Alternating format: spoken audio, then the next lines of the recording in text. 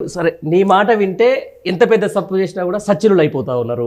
లేదు నేను ప్రశ్నించే గొంతుకలకు సంబంధించిన దాంట్లో ఎట్లా ఉంటుంది, అరే వాళ్ళు ప్రశ్నిస్తున్నారు, మనం ఏమైనా దాన్ని మాడిఫై చేసుకుందామా లేకపోతే అరే దాన్ని రెక్టిఫై చేసుకుందామనే ఒక ప్రయత్నం జరగాల. తీసుకుపోయి ఏమన్నా కొంచెం ఏమన్నా అయితే అక్కడ స్టాలిన్ మీద అనేది జరుగుతూ ఉంది. తమిళనాడుకు సంబంధించి దాని మీద చాలా మంది చూస్తూ ఉన్నాం మనం. ఇప్పుడు జార్ఖండ్ సీఎం జరిగింది, టీఎంసీ ఎంపీగా పోటీ చేస్తున్న లేడీ మమతా మీద అదే జరుగుతూ ఉన్నాయి. బట్ ఎవరైతే క్వశ్చన్ చేసేటోళ్ళ మాత్రం మీద ఈడీ అనేది గట్టిగా వచ్చేసి పడతా ఉంది. ఒక్కసారి నువ్వు కాషాయ కండ కప్పుకున్న తర్వాత వాళ్ళకి అసలు ప్రపంచంలో వాళ్ళంత నీతివంతులు లేరన్న కడ తీసుకొచ్చిన వస్తూ ఉంది. దీనివల్ల దేశానికి వీళ్ళు ఇచ్చే సంకేతం ఏంది, సూచనలు ఏంది? మాకు భయపడి మాకు లొంగి ఉండండి, లేకపోతే జైలు లొంగి ఉంటారా జైలుకి పోతారా అంతే. వీళ్ళు సమాజానికి భారతదేశానికి ఇస్తున్న సందేశం. లొంగి ఉంటేనేమో సీఎం రమేష్ లాగా టికెట్ తెచ్చుకోవచ్చు, అదేవిధంగా మాగుంట రాఘవ దగ్గర టికెట్ తెచ్చుకోవచ్చు, సుజనా చౌదరి లాగా టికెట్ తెచ్చుకోవచ్చు, బెయిల్ తెచ్చుకోవచ్చు, హేమంత్ బిశ్వాస్ శర్మ లాగా సీఎం కావచ్చు, అదే బెంగాల్లో ఉన్నటువంటి సుధేంద్ర అధికారి లాగా ఓపెన్ గా ఆయన ప్రతిపక్ష నాయకుడినే కావచ్చు. దేశవ్యాప్తంగా అందరు ఈజీగా తిరగొచ్చు, ఎవరికి ఏది ఈడీ ఐటీ ఉండదు. మళ్ళా బాండ్స్ ద్వారా ఇట్లా ఇవ్వాలి, ఇవన్నీ మాకు డబ్బులు ఇవ్వాలి, పారిశ్రామికవేత్తలు అయితేనే ఈ రకంగా, పొలిటికల్ వాళ్ళు అయితేనేమో ఈ రకంగా, ఎవరైనా మా కంట్రోల్లోకి ఇట్లా వచ్చి ఉండాలి. ఇది ఒక ప్రజాస్వామికమైనటువంటి. కేజ్రీవాల్ అరెస్టుకు సంబంధించిన దాంట్లో ఇదే రాహుల్ గాంధీ అసలు గొంతు దించుకున్నాడు, అసలు ప్రజాస్వామ్యానికి అది లేకపోతే ఇది అది అని చెప్పేసి. ఇక్కడ రేవంత్ రెడ్డి ఏమో డిఫరెంట్గా మాట్లాడుతున్నాడు. అదే కదా మరి రేవంత్ రెడ్డి ఇక్కడ ఉన్నటువంటి ముఖ్యమంత్రి ఏమో కవిత గారు అరెస్టుకు సంబంధించినటువంటి సంతోషం వ్యక్తం చేస్తారు. అదే కేజ్రీవాల్ అరెస్ట్ అయితేనేమో వాళ్ళ పార్టీ నాయకుడు ఖండిస్తాడు. ఒకే కేసు కదా, ఒకే కేసు, కానీ ఇక్కడ చూడాల్సింది ఏంది బడేబాయ్ బడేబాయ్ చోటేబాయ్ అనుబంధం. నిన్ను నమ్మి ముఖ్యమంత్రిని చేసిన పార్టీ కంటే ఇప్పుడు నీకు బడేబాయ్ ఎక్కువైపోయింది. మరి అంతే భవిష్యత్తు సహకారం కావాలన్నాడు కదా.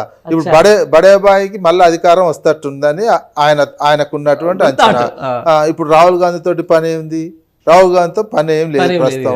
ఒకవేళ అధికారం రాకపోతే రాహుల్ గాంధీకి ఇంకా కూడా ఉన్నది, రాహుల్ గాంధీకి కావాల్సిన సరుకులు ఇచ్చేసి ముఖ్యమంత్రి ఇప్పుడు ఉన్నది తెలంగాణ రాష్ట్రంలో. అది రేపు భవిష్యత్ ఇప్పుడు ఉన్నదైతే కాంగ్రెస్ పార్టీ చీఫ్ మినిస్టర్ గానే ఉన్నారు, కానీ యాటిట్యూడ్, ప్రవర్తిస్తున్నటువంటి తీరు విధానం, టికెట్లకు సంబంధించినటువంటి అంశము, ఇవన్నీ చూస్తుంటే బీజేపీ తోటి ఉండరా అనే ఒక ప్రశ్న అయితే ఉత్పన్నమవుతుంది.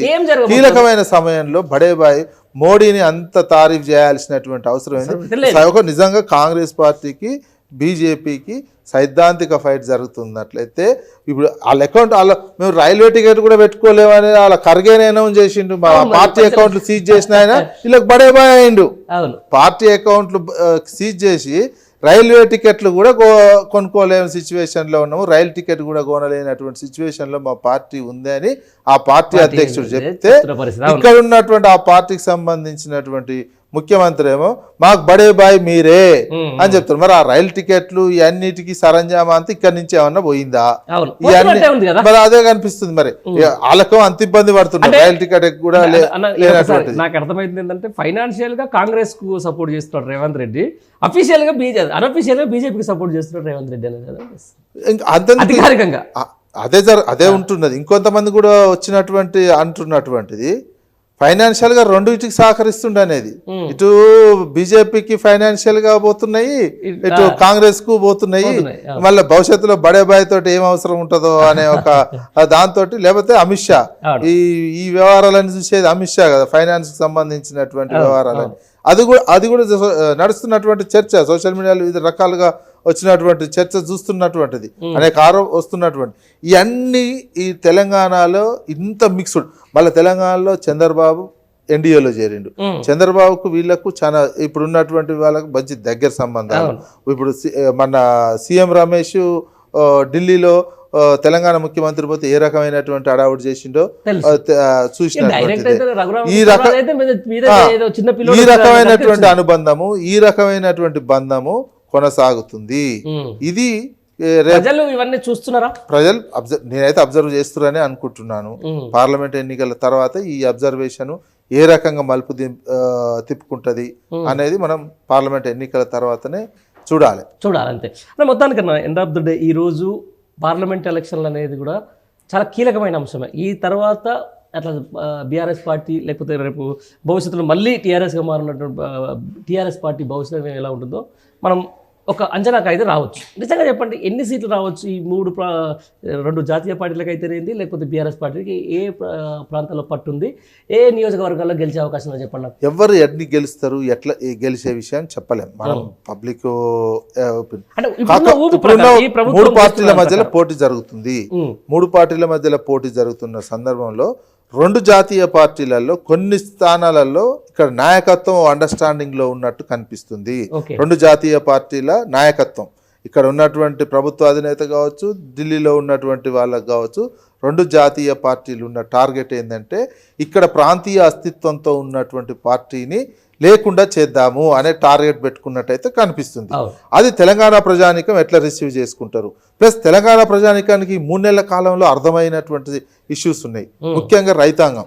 తెలంగాణలో గ్రామీణ ప్రాంతమే మన టీఆర్ఎస్ కు ఎక్కువగా ఓటేయలేదు.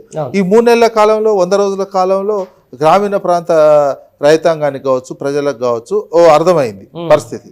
కరెంటు సమస్య, వాటర్ సమస్య, తాగునీటి సమస్య, మళ్ళీ బిందెలు పట్టుకొని రోడ్ల మీద నిలబడుతున్నటువంటి సిచ్యువేషన్, పంటలు తగల పెట్టుకుంటున్నది.